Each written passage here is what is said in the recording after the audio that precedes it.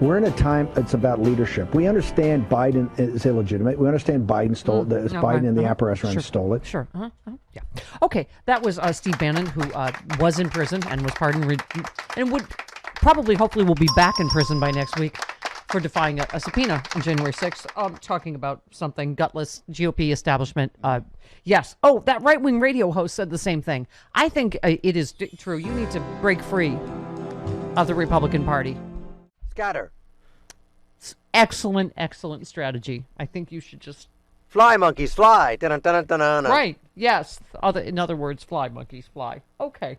All right. Can I have more Bannon just because before he goes to prison and can't... Unless I don't really want to hear him unless he's under oath, but okay, one more. Divine providence works in strange ways, mysterious ways.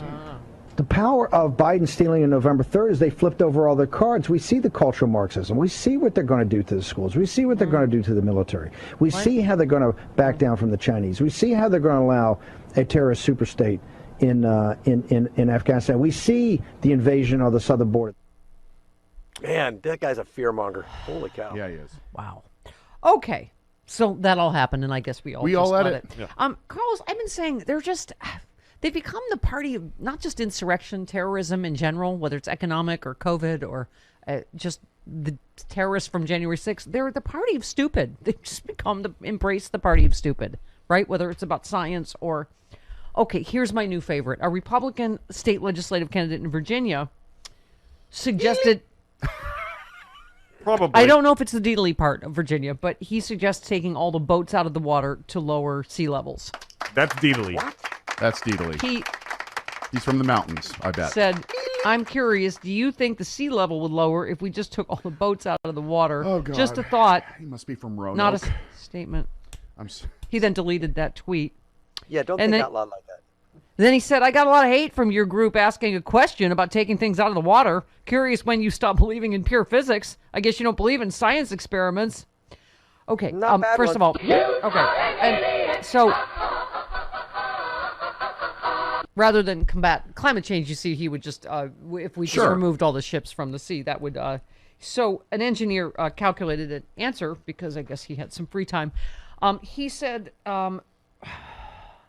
the impact on sea levels would be about 6 microns, slightly more than the diameter of a strand of spider silk. The oceans currently are rising at about 3.3 millimeters per year due to global warming. At that rate, if you removed every ship from the ocean, the water would be back up to its original average in about 16 hours. Hey, Stephanie. Yeah. I just had this thought out loud, and I'm just thinking about it. Yeah, you're just thinking. What about if we send all of our children down to the beaches this weekend? Sure. You know how sometimes they accidentally swallow salt water, and you say, hey, that's not good? Why don't we encourage all the children of the world to head to the beaches and swallow as much salt water as they can and bring that ocean level down? That's just an idea. I just want to throw it out there. It's no bad ideas. Whoever said that? Whoever said there's no bad ideas? There are most certainly really bad ideas. Whoever said... Trump getting married. January 6th. Having kids. Drinking strychnine. There's really religion. There is a ton of bad ideas. There you go. The Electoral College. Okay, let's carry the fort. Lewis in Maryland, you're on with Carlos. Hello, Lewis. Hi, Lewis. Hello. Yeah, there he is. Go ahead, Lewis. All right, I've given up. Jim in Illinois. Hello, Jim in Illinois. Hello. Hi, Jim. Hi, Stephanie. Go ahead. How are you doing? Good. Go ahead. I was wondering, since the Republicans are doing all these recounts in all these different states, mostly swing states, do you think they're trying to get the list of Democrats so they can purge them from the roll? Yes, that's the part. Give them all the... Jim, that's very smart, and that's why this is not funny. There was some other... Where was the county and where they wanted audited? Trump won like 81% of the vote there. Yeah. This is not about, I don't... It is about, I think, gathering this information. This is why the Arizona audit is not funny. It's about, seizing the ballots, learning about election systems, about people's information. I mean, it is deadly serious, Jim. Thank you. Okay, thanks. Oh, okay, thank you. All right, he'll take his, I guess we got his answer offline. Okay.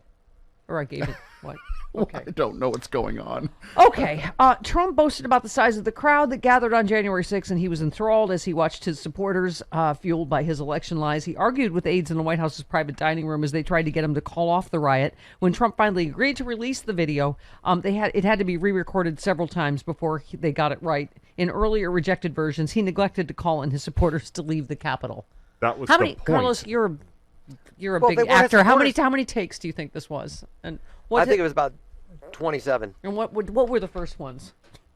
My dear flying monkeys, kill, kill, kill, attack, attack, and I'm very proud of you. What do you mean I got to do it again? Cut! Let's try again. I want you to challenge the election in a peaceful way after you punch people in the face, break things with your billy clubs, and kill some cops. All right, let's give it one more try. Let's try it again. I'm trying to say, okay. Please act in a non-violent way after you poop on desks and steal things. What, I said non-violent. Okay. That was a little skit. Carlos and I were like skit crazy this morning. Well, you did that skit crazy. People already want us to post the Laura Ingraham having sex with a Wookiee or whatever. I don't know that was. Didn't you used to do skits on your late night show? You yes. and Carlos? Carlos was one of the irregular regulars. Yeah, regular regulars. Yes. I got paid 75 cents a week. That's how I met him. You're welcome.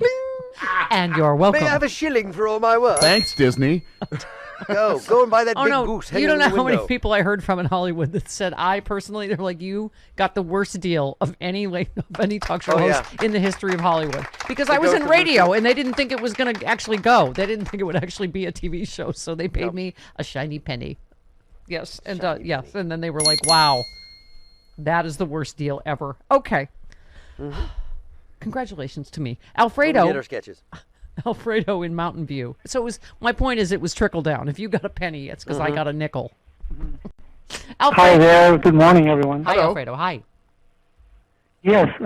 My point is I think as Democrats we need to start counterattacking the labels or the name calling that the Republicans use constantly against the left. For example, when they say the left is an extreme group, we need to start calling the GOP a radical right-wing extreme party.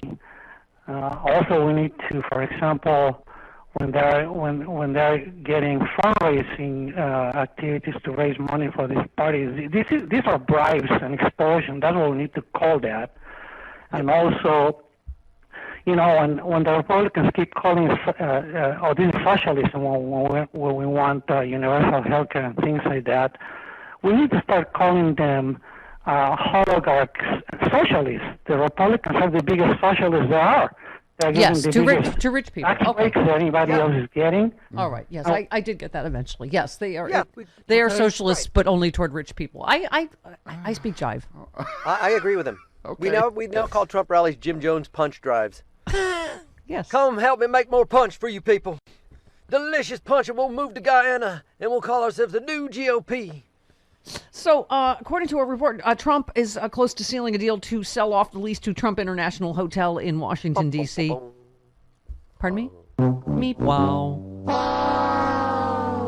The removal of Trump's big golden name from Pennsylvania Avenue would be a symbolic bombshell savored by his opponents, Axios writes. So he said it was a giant, moneymaker, but like him, it was actually a big loser. He appears to have lost $70 million despite breaking the monuments cause willy-nilly and bringing in all this money from foreign governments. He still managed to lose $70 million. Yes, it is, and apparently has become a ghost town since Trump lost re-election. So Can we please take his name off the Chicago River, too? Yes. That is the ugliest sign. There was a whole group of us walking after Chicago Sexy Liberal. We turned a corner and we were all like, yeah. I mean, it's a cool-looking building, but that big Trump on the side of it, right on the Chicago River, is so ugly. Gotta go. Yeah. Oh, guess who is not allowed at any of the ugly Trump properties? Corey Lewandowski has been banned He's been temporarily blacklisted. They all come back, don't they? All these grifters and crooks and sexual assaulters. And, yeah. He's been temporarily blacklisted at Trump-owned properties and MAGA events in wake of allegations he sexually assaulted and harassed a donor. Normally that gets you a promotion, doesn't it, in Trump world? Yes. Yeah. Get you a Mar-a-Lago season pass. Yes.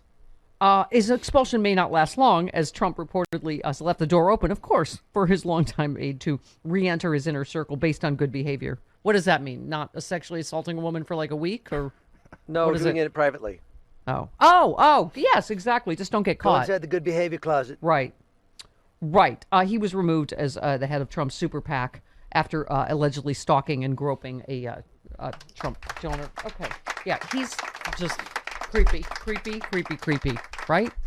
Yeah. It fits right in. Yeah. He was. Who is that? What does he keep calling? Steve Bannon keeps calling Commander Greetens. That's the other guy that. Didn't he tie a woman up in his basement and sexually assault? Oh my God! He blackmailed porn. Yes.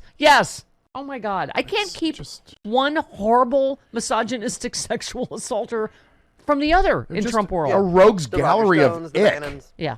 He makes Herschel Walker look like one of the good ones. We need to tweet that. A rogues gallery of ick. Chris LeBlanc. Oh. I like it. Let's put that on a shirt. I like it. I like it very much. Okay. Republican Dan Crenshaw is warning kids about cancel culture in his new book. He published a new children's book warning of the dangers of cancel culture. It is the fourth in a series by conservative authors to counter social justice lessons children might learn in schools. Oh my God. Yeah. That would be awful if children were taught social justice and, diversity and stuff. We can't have that.